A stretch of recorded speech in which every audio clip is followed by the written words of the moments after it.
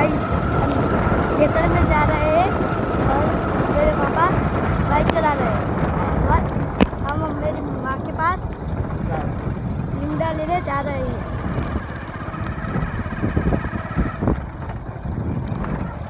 बब्बू बनाना भाई उसके सारे तो बात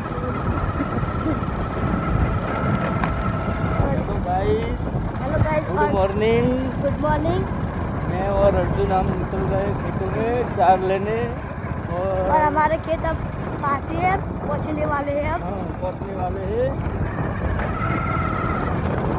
आपको भी ऐसा वीडियो बना रहे हैं तो लाइक करिए, हाँ। शेयर करिए और सब्सक्राइब सब्सक्राइब कीजिए, कमेंट करवा दो। कमेंट करिए।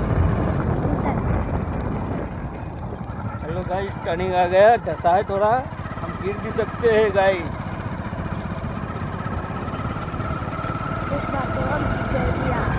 हमारा वीडियो गमी तो लाइक कर दो, सब्सक्राइब कर दो, शेयर करिए। हाँ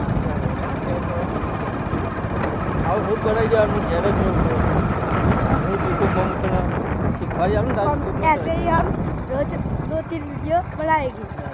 रोज 2-3 वीडियो